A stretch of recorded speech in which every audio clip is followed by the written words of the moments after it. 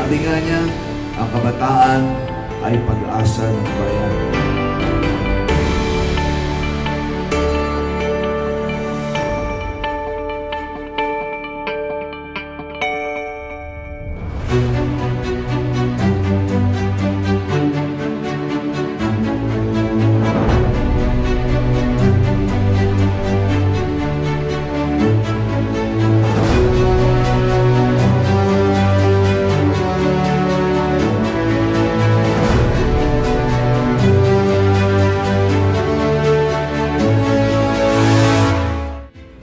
Araw po na ito ay inilaan upang gumitain ang kanyang dakilang kontribusyon, walang kapantay na talino at wagas na pagmamahal sa ating bayan.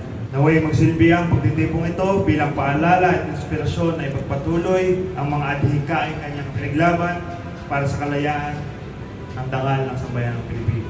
Maraming salamat po at nawa ay maging makabuluhan ang pagsasakripisyo ni Dr.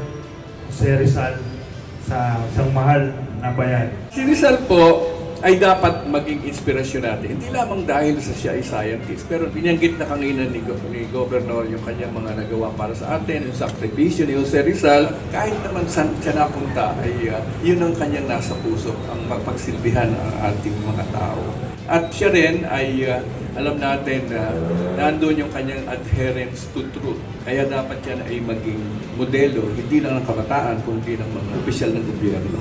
Ipinaglaban niya ang kalayaan ng ating bansang Pilipinas at ito nga po, ginugunita po natin ang 129th anniversary of Martin Dome. Pagpakandin po natin, Dr. Jose Rizal.